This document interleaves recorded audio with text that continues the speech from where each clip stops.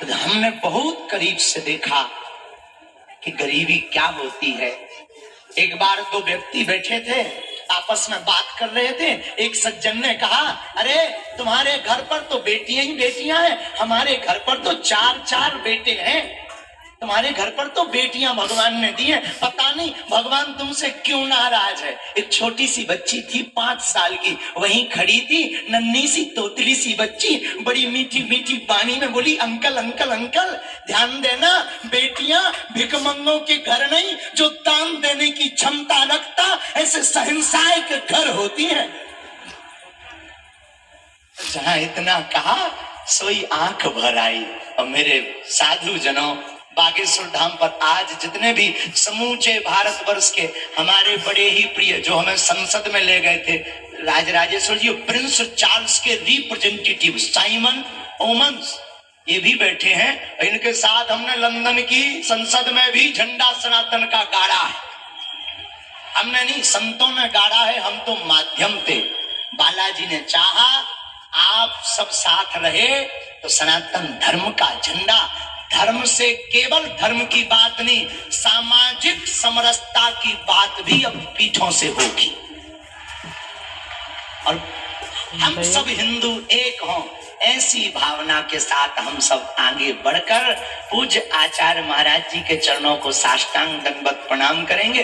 अभी तो आपको जाना है महाकालेश्वर, तो आपने कहा कि हमको गुरुजी वहां भी करना, आज व्रत भी, तो हमने कहा ठीक है। और अभी आपकी 2 बातें सुनकर अभी 21 बेटियों को उनका बरमाला होगा, फिर क्रम चलता रहेगा। हम नहीं उठेंगे, पूज्य महाराज जी थोड़ा विश्राम करने जाएंगे, फिर आ जाएंगे कथा के लिए, और शाम तक हम यहीं बैठेंगे और फिर आपको खूब प्रवचन सुनाएंगे। और हमारे प्रिय गोविंद नामदेव जी भी बैठे, सुमन तलवार, ये सब बागेश्वर धाम के चेला हैं, फिल्मों में जरूर है, लेकिन ये पक्के सनातनी हैं, सच्चे सनातनी हैं। अच्छा, ये दोनों तो खूब बागेश्वर बालाजी की कृपा आप सब पर बनी रहे। और इन सब बेटियों को जितने भी भाई बनकर पिता बनकर आए हैं, आप सब आशीर्वाद दो। आज हम गौरवान्वित हैं इन आचार्य चरणों की चरण धूलि के प्रताप से कि हम तो नहीं, ये संत मिलकर, पूरा बागेश्वर परिवार मिलकर 125 बेटियों का विवाह करवा रहा। अब केवल विवाह नहीं, बागेश्वर धाम पर दुआ और दवा दोनों मिलेगी। बहुत जल्दी कैंसर हॉस्पिटल भी बनेगा। कैसी कर दी?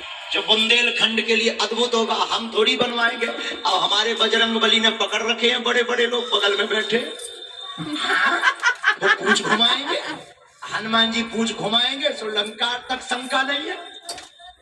हाँ? जब ऐसे संत आशीर्वाद देते हैं तो जय जयकार होती है, नालायक भी बोलने लायक हो जाता है। खूब कृपा बनी रहे, ज्यादा समय नहीं गवाएंगे। और अब बेटियों को, हमारी बेटियों को बुलाओ। आज ये लक्ष्मी और नारायण का रूप है, और मुख्यमंत्री जी तो पूरे प्रदेश के मम्मा है, बेटियों के मामा। और मम्मा से कहेंगे अब अपनी भांजियों को प्रणाम भी करें और इनको शुभ आशीर्वाद भी देवे, ताकि हाँ आ जाओ, लाओ लाओ, ताकि जो है यहीं से प्रणाम कर लो आप, बेटियां आई। हाँ, तो अब जो है बरमाला होगा, पहले उद्बोधन है, ठीक है ठीक है, आने दो तब तक। सियावल रामचंद्र की, बागेश्वर धाम की, आचार्य चरण की, पूज्य मलुक पीठ वाले महाराज जी की। अब हम वाणी को विराम फिर बोलेंगे बाद में, क्योंकि हमारा इंजन गर्म होता है तो रुकता नहीं है, तो हम फिर बाद में बोलेंगे। अभी जो है पूज्य महाराज जी सब संतों का आशीर्वाद ले लिया, अब जो है आगे का क्रम बढ़ाया जाए। जय सिया राम। अगर हम उल्टा कर दिए हो तो तुम सीधा कर देना। जी जी जी जी, बहुत धन्यवाद, बहुत अभिनंदन। और जिन पलों का हम इंतजार कर रहे थे वो पल नजदीक है, बेटियों के आशीर्वाद का पल है। मैं बस 2 मिनट और लूंगा ताकि ये व्यवस्थित हो जाए। सारी बेटियां जो हैं 21 जोड़े समक्ष में अभी विराजमान हो जाएं, अभी विराजमान हो जाएं, आशीर्वाद के लिए खड़े हो जाएंगे, अभी विराजमान हो जाएं सभी जोड़े सामने। अभी यहां आराम से बैठ जाएं। संख्या का ध्यान रखें ताकि मंच पर अव्यवस्था ना हो। उतने ही जोड़े आए जितने इस तरफ से उस तरफ तक एक पंक्ति में समा सकें और विराजमान हो जाएं। आदरणीय मुख्यमंत्री जी यहाँ विराजमान हैं, तो इस विराट कन्या महोत्सव के विषय में कुछ संक्षिप्त जानकारी मैं देना चाहता हूं, तब तक ये व्यवस्थित हो जाएं। आज 125 विवाह यहाँ पर आयोजित हो रहे हैं। ये विवाह बागेश्वर धाम परिवार के लोग परम पूज्य गुरुदेव भगवान के नेतृत्व में करने जा रहे हैं और सुबह से ही ये आयोजन चल रहा है। के माता या पिता नहीं है, इनमें से 2 बेटियां ऐसी हैं जो दिव्यांग हैं और शेष सभी परिवार ऐसे हैं जो बेहद अभावग्रस्त जीवन में जी रहे थे, लेकिन आज ये बेटियां अपने सौभाग्य पर इतरा रही होंगी क्योंकि उनके विवाह में प्रदेश के मुख्यमंत्री, भारत के कोने कोने से महापुरुष और लगभग 5 जिन्होंने देह धारण किया है, ऐसे हमारे परम पूज्य संतगण, मैं उनके चरणों में प्रणाम करता हूं। सदगुरुदेव भगवान हमारे बीडी शर्मा जी यहाँ उपस्थित, सबसे पहले मेरी में उपस्थित आप सब ऐसे भक्त हैं जो बालाजी के दर्शन करके लोक कल्याण के भाव से आप पधारे। मैं आप सबके चरणों में भी प्रणाम करता हूँ। सिया राम मैं सब जग जानी, करहूं प्रणाम जोर जुग पानी। लेकिन आज मेरा मन आनंद से भरा हुआ है, और इसलिए भरा हुआ है कि बचपन से मैं भी गांव में पैदा हुआ महाराज, छोटा सा गांव मेरा भी जैत, हम भी जैत में पैदा भाई, और पढ़े भी सरकारी स्कूल में ही है भैया, कोई पब्लिक मगलिक स्कूल में नहीं पढ़े। तो बचपन से हम ये देखते थे कि बेटा और बेटी के बीच भेद होता है, बेटा ज्यादा लाडला होता है और बिटिया कम प्यारी होती है। कई बार तो बेटियां कोख में मारी जाने लगी स्थिति पैदा हुई, तब मन में वेदना होती थी महाराज जी कि हे भगवान वो दिन कब आएगा जब बेटा और बेटी बराबर माने जाएं। बीच में महाराज जी मैं विधायक बन गया। मैं आज कन्या विवाह के अवसर पर वो घटना सुनाना चाहता हूँ। पद यात्रा कर रहा था, हम तो पांव पांव भी खूब घूमे। तो एक गांव में गए तो बेटी की शादी थी, अनाथ थी। तो गांव के लोगों ने कहा कि आप विधायक हो, बिटिया की शादी का इंतजाम करवा दो, सरकारी सहायता दिलवा दो, इसके माता पिता नहीं है। तो मैं इनका शादी कब है? बोले परसों ही है। मैं इनका सरकारी सहायता में तो बरसों लग जाएंगे। और तभी मन में भाव आया क्या एक शादी हम नहीं कर सकते? और उस बिटिया की शादी अपने मित्रों के सहयोग से की तो इतना आनंद प्राप्त हुआ, मैं उसका शब्दों में बयान नहीं कर सकता। लेकिन उसके बाद फिर हमने महाराज इस क्रम शुरू किया। हमारे क्षेत्र की जो निर्धन बेटियां थी उनके विवाह का मित्रों के सहयोग से, और मुख्यमंत्री बनते ही महाराज जी सबसे पहली योजना मैंने कोई बनाई तो उस योजना का नाम था मुख्यमंत्री कन्या विवाह योजना। और मध्य प्रदेश की धरती पर हजारों शादी सरकार क्यों न करे? सरकार की ड्यूटी है, धर्म है कि बिटिया की शादी अगर माता पिता ठीक से नहीं कर सकते तो सरकार शादी करे। इसलिए मुख्यमंत्री कन्या दान योजना बनी। और उसके बाद सारे संत यहाँ बैठे हैं, उनके चरणों में मैं निवेदन करना चाहता हूँ। लाडली लक्ष्मी योजना बनी जिसमें तय किया कि मध्य प्रदेश की धरती पर कोई बिटिया पैदा होगी तो वो लखपति होगी, लखपति, बोझ नहीं बनेगी, वरदान बनेगी। उसमें से लाडली लक्ष्मी योजना है।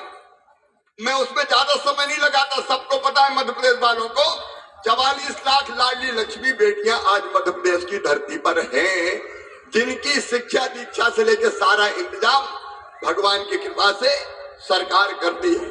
लेकिन अभी मैं महाराज जी से कह रहा था, महाराज जी आज महाशिवरात्रि है, शिव और शक्ति जब तक दोनों मिलकर सशक्त नहीं होते तब तक कल्याण कभी देश का भी नहीं होगा और संसार का भी नहीं होता।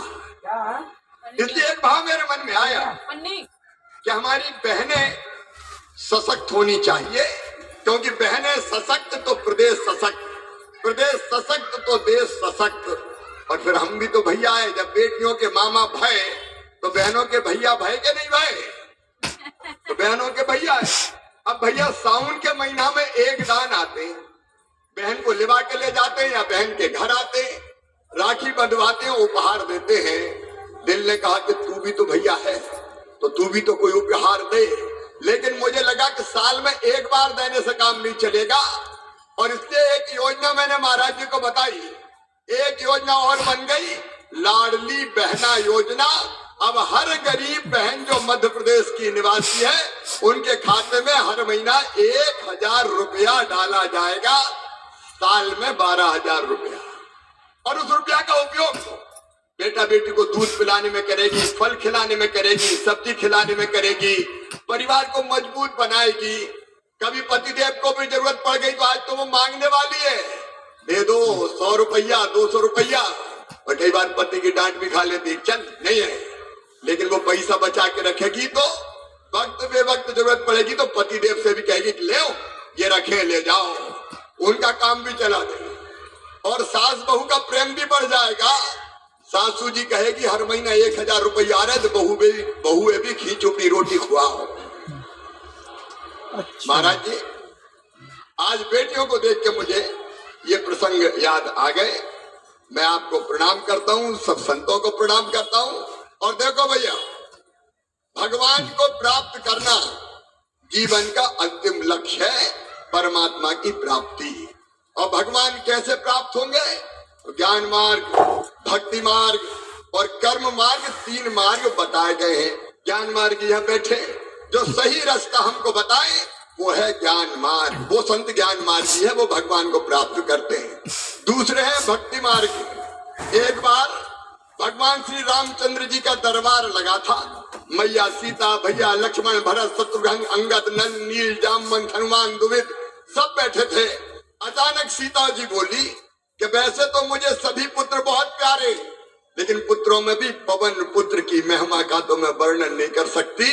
और ये कह के सीता मैया ने कहा, आज अयोध्या की सबसे कीमती माला मैं बजरंग को भेंट करना चाहती हूँ।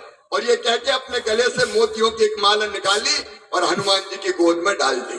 कहा बेटा ये अयोध्या की सबसे कीमती माला है। हनुमान जी ने माला उठाई, उल्टी पलटी देखी और फिर माला तोड़ डाली। तोड़ के एक मोती निकाला, देखा, तोड़ा, फेंक दिया। दूसरा मोती निकाला, देखा, तोड़ा, फेंक दिया। तीसरा मोती निकाला, देखा, तोड़ा, फेंक दिया। दरबार आश्चर्यचकित, बजरंग को हो क्या? इतने प्रेम से मैया ने मोतियों की माला दी, ये तोड़ तोड़ के फेंक क्यों रहे हैं? मैया बोली बेटा बजरंग, बात क्या है, तू माला तोड़ के फेंक क्यों रहा है? तो बजरंग मुस्कुरा दिए, मैया तू भी झूठ बोलती है। तो सीता जी का मैं और झूठ। दरबार फिर आश्चर्यचकित रहेगा कि बजरंग सीता जी से कह रहे हैं कि मैया तुम भी झूठ बोलते हो। सीता जी का बेटा मैंने क्या झूठ बोला? बोले भैया तू तो कहती थी ये माला अयोध्या की सबसे कीमती माला है। बोले बेटा अभी भी कह रही हूँ ये माला अयोध्या की सबसे कीमती माला है। बजरंग मुस्कुराए और कहने लगे भैया अब भी झूठ बोल रही है। अरे मेरे लिए तो कीमती वो है जिसमें मेरे भगवान श्री राम रहते हो, जिसमें मेरी मैया सीता निवास करती हो। और मोती तोड़ तोड़ कर देख रहा हूँ, ना तो कहीं भगवान राम दिखाई दे रहे, ना मैया सीता दिखाई दे रही है, इसलिए बेकार समझ कर फेंक रहा हूँ। एक खड़े हो गए दरबार में, बजरंग क्या उसी चीज से प्यार करते हो जिसमें भगवान राम और सीता रहते हो? बोले हाँ। तो बोले शरीर से प्यार करते हो कि नहीं?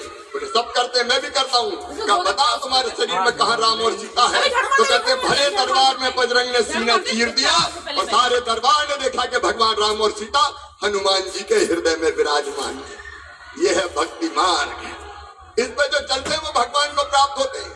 लेकिन भैया अपन ठहरे ग्रस्त, गरीब, मध्यम वर्गीय, तो एक मार्ग और संतों ने बताया वो है कर्म मार्ग।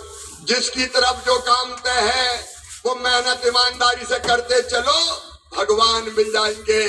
अगर किसान है अन्न उत्पादित करे, अगर कर्मचारी है तो ईमानदारी से लोगों के काम करे, डॉक्टर है तो बीमारों का इलाज करे, और नेता है तो हवाला घोटाला बेईमानी ना करे, ईमानदारी से जनता की सेवा करे, तो परम पिता परमात्मा मिल जाएंगे।